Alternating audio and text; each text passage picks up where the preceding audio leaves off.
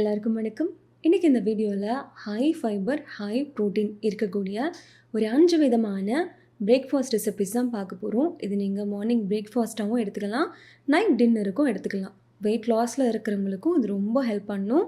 Diabetic பேஷண்ட்ஸும் இது சாப்பிட்லாம். உங்கள் வீட்டு குட்டீஸ்க்கு கூட நீங்கள் இதை தாராளமாக கொடுக்கலாம். இந்த ரெசிபிஸில் நீங்கள் எது ஃபஸ்ட்டு ட்ரை பண்ண போகிறீங்க அப்படின்னு கீழே கமெண்ட்டில் சொல்லுங்கள். இதில் நம்ம ஃபஸ்ட்டு பார்க்க போகிற ரெசிபி கினோவா வச்சு ஒரு சில்லா, ஒரு தோசை மாதிரி தான்.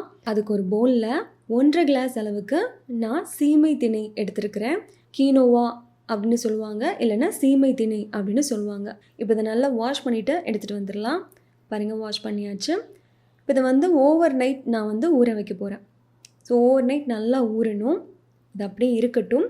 இந்த கிளாஸ் பவுலோட லிங்க் இந்த வீடியோவுக்கு கீழே டிஸ்கிரிப்ஷனில் கொடுத்துருக்குறேன். தேவைப்பட்டால் செக் பண்ணி பார்த்துக்கோங்க.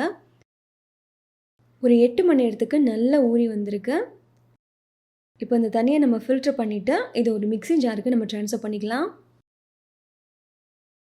இதுக்கு தேவையான உப்பு, அரைக்க தேவையான தண்ணி சேர்த்து நல்லா ஃபைன் பேஸ்ட்டாக அரைச்சி ஒரு பவுலுக்கு நம்ம ட்ரான்ஸ்ஃபர் பண்ணிக்கலாம்.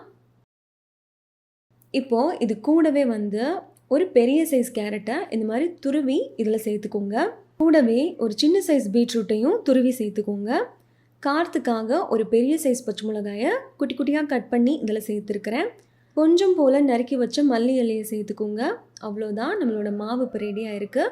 இப்போ இதை நல்லா மிக்ஸ் பண்ணி எடுத்துக்கலாம். ரொம்ப கெட்டியாகவும் இருக்கக்கூடாது, ரொம்ப லூஸாகவும் இருக்கக்கூடாது. தோசை மாவை விட கொஞ்சம் லூஸாக இருக்கணும். ஏன்னா நம்ம இதில் கேரட், பீட்ரூட் எல்லாம் சேர்த்துருக்கோம் இல்லையா? ஸோ அதனால் தோசை மாவு மாதிரி ரொம்ப கெட்டியாக இருக்க வேணாம். பாருங்கள், இந்த அளவுக்கு இருக்கணும் மாவு. இந்த மாவு புளிக்க வைக்க வேண்டிய அவசியமே கிடையாது. நீங்கள் நைட் ஊற வச்சிட்டிங்க அப்படின்னா காலையில் ஒரு 10 நிமிஷத்துக்குள்ளே அது ரெடி பண்ணி சாப்பிட்றலாம். High protein, high fiber. இதெல்லாம் நான் கேரட், பீட்ரூட் தான் சேர்த்துருக்குறேன். உங்களுக்கு வேணும் அப்படின்னா நீங்கள் முட்டைக்கோஸ் சேர்த்துக்கலாம், சுரக்காய் சேர்த்துக்கலாம். ஸோ உங்களுக்கு விருப்பமான வெஜிடபிள்ஸ் எதுவோ அதை சேர்த்து நீங்கள் செய்யலாம். இந்த மாதிரி மீடியம் ஃப்ளேமில் விட்டு நல்லா 2 பக்கமும் திருப்பி போட்டு குக் பண்ணிங்கன்னா நம்மளோட சீமை திணையில் பண்ண ஒரு தோசை, ஒரு சில்லா சூப்பர் டேஸ்ட்டில் ரெடி ஆகிருக்கும். அவ்வளோ சாஃப்டாக இருந்துச்சு தோசை. கண்டிப்பாக ட்ரை பண்ணி பாருங்கள். இது கூடவே நான் வெங்காயம் தக்காளி சட்னி தான் பண்ணியிருந்தேன். ரெண்டுத்துக்கும் காம்பினேஷன் சூப்பராக இருந்துச்சு. தோசை பயங்கர சாஃப்டாக இருந்துச்சுங்க. சீமை திணை மாவு மட்டுமே யூஸ் பண்ணி நம்ம பண்ணியிருந்தோம். அவ்வளோ சாஃப்டாக இருந்துச்சு. மஸ்ட் ட்ரை ரெசிபி இது. அடுத்து பார்க்க போகிற ரெசிபி குல்லாக்கார அரிசி தோசை. எப்படி பண்ணுறதுன்னு பார்க்கலாமா? பாருங்கள், குல்லாக்கார அரிசி எடுத்துருக்கிறேன். அரிசி இந்த மாதிரி தான் இருக்கும். இது எல்லா டிபார்ட்மெண்ட் ஸ்டோர்லேயும் கிடைக்கும். பக்கத்தில் டிமார்ட் இருந்துச்சுன்னா அங்கே கண்டிப்பாக கிடைக்கும். அரிசி பார்க்குறதுக்கு இந்த மாதிரி தான் இருக்கும். ஸோ குல்லாக்கார அரிசி நான் இன்றைக்கி 1 கிளாஸ் அளவுக்கு எடுத்துருக்கிறேன். அதே கிளாஸில் 1/2 கிளாஸ் அளவுக்கு கடலைப்பருப்பு சேர்த்துக்கோங்க. அதே கிளாஸில் 1/4 கிளாஸ் அளவுக்கு உளுந்தம்பருப்பு சேர்த்துக்கோங்க. வெந்தயம் ஒரு சின்ன ஸ்பூனில் கொஞ்சம் போல் சேர்த்துக்கோங்க, ஒரு 1/4 ஸ்பூன் மட்டும். இப்போ இதை நல்லா வாஷ் பண்ணிவிட்டு இது முங்குற அளவுக்கு நம்ம தண்ணி சேர்த்துக்கலாம். இப்போ லிட் போட்டு க்ளோஸ் பண்ணிடலாம். இது ஒரு 8லேருந்து 9 மணி நேரத்துக்கு நல்லாவே ஊறணும். பாருங்கள், நான் நைட் தான் ஊற வச்சுருந்தேன், மார்னிங் அரைக்கலாம் அப்படின்னு. நல்லா ஊறி வந்திருக்கு. இப்போ இந்த தண்ணியை நம்ம ஃபில்டர் பண்ணிவிட்டு இதை அப்படியே ஒரு மிக்ஸி ஜாருக்கு நம்ம ட்ரான்ஸ்ஃபர் பண்ணிக்கலாம். அரைக்க தேவையான தண்ணி சேர்த்துக்கோங்க. முடிஞ்ச அளவுக்கு நல்ல ஃபைன் பேஸ்ட்டாக அரைச்சி எடுத்துகிட்டு வந்துடுங்க.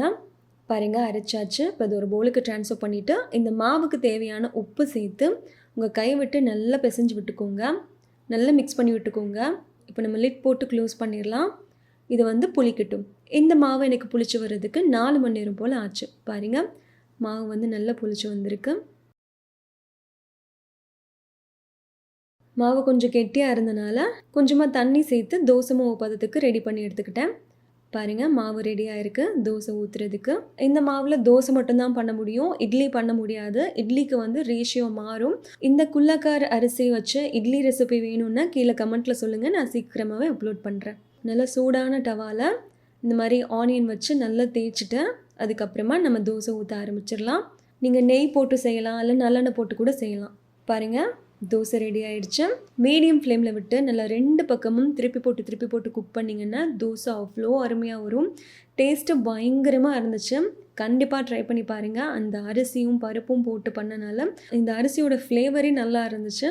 ஸோ நீங்கள் ட்ரை பண்ணது இல்லைன்னா கண்டிப்பாக ட்ரை பண்ணி பாருங்கள். பார்லியும் கடலைப்பருப்பும் வச்சு ஒரு இட்லி எப்படி பண்ணுதுன்னு பார்க்கலாமா? அதுக்கு ஒரு பவுலில் 1 கிளாஸ் அளவுக்கு நான் இன்றைக்கி பார்லி எடுத்துருக்கிறேன். ஒரு பவுலில் சேர்த்துடலாம். அதே கிளாஸில் 1 கிளாஸ் அளவுக்கு கடலைப்பருப்பு சேர்த்துக்கோங்க.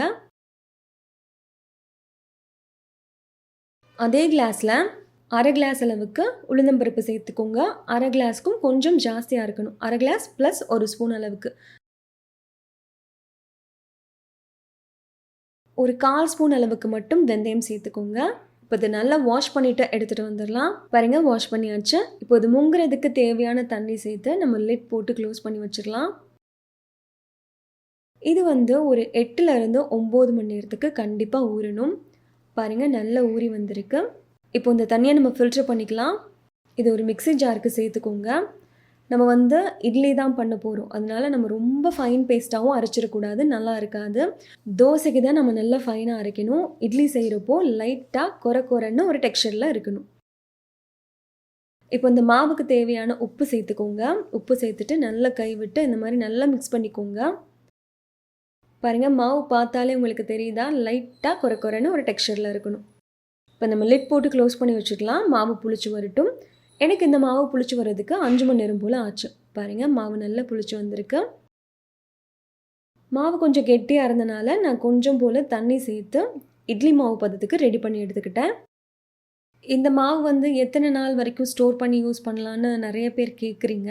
1லேருந்து 2 நாள் வரைக்கும் வச்சு யூஸ் பண்ணிக்கலாம், அதுக்கப்புறம் வேணாம். இப்போ பாருங்கள், இட்லி பிளேட்டில் நல்லா ஆயில் ஸ்ப்ரே பண்ணிவிட்டு நம்ம ரெடி பண்ணி வச்சுருக்கிற இட்லி மாவை இட்லி பிளேட்டில் சேர்த்து இதை நம்ம ஸ்டீம் பண்ணுறதுக்கு ரெடி பண்ணிடலாம். இந்த மாதிரி நல்லா தண்ணி கொதிச்சதுக்கு அப்புறமா தான் நம்ம ஸ்டாண்டை தூக்கி உள்ளே வைக்கணும்.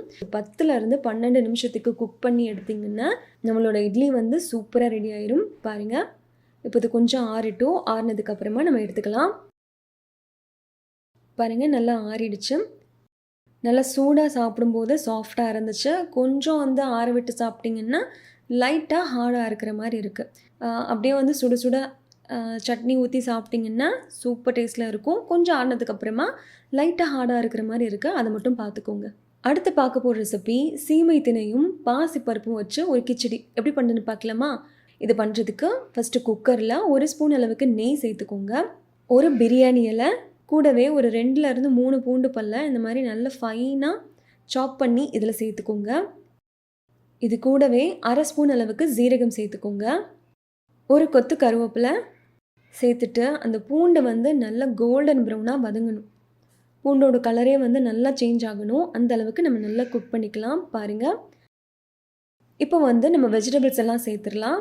நான் இன்றைக்கி ஒரு மீடியம் சைஸ் கேரட் சேர்த்துருக்கிறேன். காரத்துக்காக ஒரு பெரிய சைஸ் பச்சை மிளகாயை 2ஆக கட் பண்ணி இதில் சேர்த்துருக்கிறேன். ஒரு 2லேருந்து 3 நிமிஷத்துக்கு நல்லா அந்த மாதிரி வதக்கி விட்டிங்கன்னா கேரட் குக் ஆகிடும். ஓவர் நைட் ஊற வச்ச சீமை திணை அரிசி 1 கிளாஸ் எடுத்துருக்கிறேன். 30 நிமிஷத்துக்கு முன்னாடி ஊற வச்ச பாசிப்பருப்பு 1 கிளாஸ். தண்ணி வடிச்சிட்டு குக்கரில் சேர்த்துக்கோங்க. நான் இந்த கிளாஸில் தான் எடுத்தேன். இந்த கிளாஸில் தான் 1 கிளாஸ் அரிசி 1 கிளாஸ் பருப்பு எடுத்தேன். இப்போது இதே கிளாஸில் நம்ம தண்ணி சேர்த்துடலாம். நான் இன்றைக்கி 3 கிளாஸ் அளவுக்கு தண்ணி சேர்த்துருக்கிறேன். இது கொஞ்சம் குலைவாக தான் இருக்கும். உங்களுக்கு நல்லா குலைவாக வேணும் அப்படின்னா நீங்கள் இன்னும் 1 கிளாஸ் 2 கிளாஸ் ஜாஸ்தியாக கூட சேர்த்துக்கலாம். கூடவே கொஞ்சம் போல் பெருங்காயம், ஒரு 75 கிராம் அளவுக்கு வேக வச்ச ஒயிட் பட்டாணி நான் இன்றைக்கி சேர்த்துருக்கிறேன். ஒரு விசிலுக்கு மட்டும் நான் குக் பண்ணி இதில் சேர்த்துருக்கிறேன்.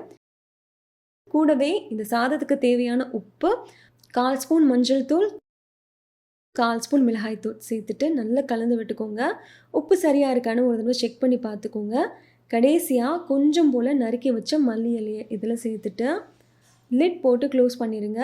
ஒரு 3 விசிலுக்கு மீடியம் ஃப்ளேமில் விட்டு குக் பண்ணிவிட்டு ப்ரெஷர் கம்ப்ளீட்டாக இறங்கினதுக்கப்புறமா குக்கரை ஓப்பன் பண்ணிங்கன்னா நம்மளோட சீமை திணை அரிசியில் பண்ண ஒரு அற்புதமான கிச்சடி சூப்பர் டேஸ்ட்டில் ரெடி ஆயிரும். இது மார்னிங் பிரேக்ஃபாஸ்ட்டுக்கும் நல்லாயிருக்கும், நைட் டின்னருக்கும் சூப்பராக இருக்கும். வரகு அரிசியில் தேங்காய் பால் வச்சு ஒரு புலாவ் எப்படி பண்ணுறது பார்க்கலாமா? அதுக்கு குக்கரில் எண்ணெய் சேர்த்துக்கோங்க. ஜீரகம் 1/2 ஸ்பூன், 1/4 ஸ்பூன் சோம்பு சேர்த்துக்கோங்க. ஒரு பிரியாணி இலை, ஒரு சின்ன சைஸ் பட்டை, 2 பச்சை ஏலக்காய், ஒரு 3லேருந்து 4 கிராம்பு சேர்த்துக்கோங்க. இது நல்லா வதக்கி விட்டுக்கோங்க. காரத்துக்காக ஒரு 3 பச்சை மிளகாயை நீளமாக கட் பண்ணி சேர்த்துருக்கிறேன். ஒரு மீடியம் சைஸ் வெங்காயத்தை நல்லா தின் ஸ்லைஸாக கட் பண்ணி இதில் சேர்த்துக்கோங்க. வெங்காயம் நல்லா கோல்டன் ப்ரௌனாக வதங்கணும். பாருங்கள், இந்த அளவுக்கு நல்லா குக் ஆனதுக்கப்புறமா ஃப்ரெஷ்ஷாக அரைச்ச இஞ்சி பூண்டு பேஸ்ட் வந்து 1 ஸ்பூன் அளவுக்கு சேர்த்துக்கோங்க. அதோட பச்சை வாசனை கம்ப்ளீட்டாக போகணும். கம்ப்ளீட்டாக வந்து பச்சை வாசனை போனதுக்கப்புறமா கட் பண்ணி வச்சுருக்கிற 200 கிராம் மஷ்ரூமை நல்லா வாஷ் பண்ணி கட் பண்ணிவிட்டு இதில் சேர்த்துக்கோங்க. கூடவே 2 மீடியம் சைஸ் பழுத்த தக்காளி இதில் சேர்த்துக்கலாம். சேர்த்துட்டு நல்லா இந்த மாதிரி கலந்து விட்டுக்கோங்க. இப்போது கொஞ்சம் போல் மஞ்சள் பொடி சேர்த்துக்கோங்க. மிளகாத்தூள் ஒரு 1/2 ஸ்பூன் சேர்த்துருக்கிறேன். நான் ஆல்ரெடி வந்து பச்சை மிளகாய் சேர்த்துட்டனால ஒரு 1/2 ஸ்பூன் மட்டுமே வந்து மிளகாத்தூள் சேர்த்துருக்கிறேன். நீங்கள் உங்கள் காரத்துக்கு ஏற்ற மாதிரி சேர்த்துக்கோங்க. கரம் மசாலா ஒரு 1/4 ஸ்பூன் மட்டும் சேர்த்துக்கோங்க. இப்போ இதை நல்லா கலந்து விட்டுக்கலாம். மஷ்ரூம்லேருந்து தண்ணி வெளியே வந்து அது இந்த மாதிரி நல்லா திக் கிரேவியாக ஆகணும். இந்த மாதிரி திக்காக ஆனதுக்கப்புறமா ஓவர் நைட் ஊற வச்ச வரகரிசியை நல்லா தண்ணி வடிச்சிட்டு இதில் சேர்த்துக்கோங்க. நம்ம மில்லட்ஸ் வந்து முடிஞ்ச அளவுக்கு ஓவர் நைட் ஊற வச்சுட்டு அதுக்கப்புறமா யூஸ் பண்ணுங்கள். அப்போ தான் வந்து டைஜஷன் இஷ்யூஸ் வராமல் இருக்கும். இந்த கிளாஸில் தான் நான் 1 கிளாஸ் அளவுக்கு வரகு அரிசி எடுத்திருந்தேன். இதே கிளாஸில் எனக்கு 2 கிளாஸ் அளவுக்கு தேங்காய் பால் சேர்த்துருக்கிறேன். உங்களுக்கு 2 கிளாஸ் தேங்காய் பால் வேணும் அப்படின்னா 1 கிளாஸ் தேங்காய் பால் 1 கிளாஸ் தண்ணி கூட நீங்கள் சேர்த்துக்கலாம். கூடவே இந்த சாதத்துக்கு தேவையான உப்பு, 1 கை அளவுக்கு மல்லி இலையை நல்லா ஃபைனாக கட் பண்ணி இதில் சேர்த்துக்கோங்க. இப்போ நல்லா மிக்ஸ் பண்ணிவிட்டு உப்பு சரியாக இருக்கான்னு ஒரு தடவை செக் பண்ணி பார்த்துட்டு நம்ம லிட் போட்டு க்ளோஸ் பண்ணிடலாம். இப்போது 3 விசிலுக்கு மீடியம் ஃப்ளேமில் விட்டு குக் பண்ணிவிட்டு ப்ரெஷர் கம்ப்ளீட்டாக இறங்கினதுக்கப்புறமா நீங்கள் குக்கரை ஓப்பன் பண்ணிங்கன்னா நல்லா உதிரியாக சூப்பர் டேஸ்ட்டில் உங்களுக்கு மஷ்ரூம் வச்சு ஒரு தேங்காய் பால் சாதம் பயங்கரமாக ரெடி ஆகிடுச்சு. இதில் நீங்கள் கேரட், பீன்ஸ், பட்டாணி அப்படின்னு உங்களுக்கு விருப்பமான வெஜிடபிள்ஸ் எதுவோ அது சேர்த்துக்கலாம். நான் இன்றைக்கி மஷ்ரூம் மட்டுமே வச்சு பண்ணியிருந்தேன். அவ்வளோதான். பாருங்கள், அட்டகாசமான ஒரு புலாவ். அது கூடவே வந்து கொண்டக்கடலை கிரேவி தான் பண்ணியிருந்தேன். சூப்பர் டேஸ்ட்டில் இருந்துச்சு. நீங்களும் கண்டிப்பாக ட்ரை பண்ணி பாருங்கள். இந்த ரெசிபிஸ் உங்களுக்கு பிடிச்சிருந்தால் லைக் பண்ணுங்கள், ஷேர் பண்ணுங்கள். கோகிலா அகர்ஷன் சேனலுக்கு சப்ஸ்கிரைப் பண்ணுங்கள். நன்றி, வணக்கம்.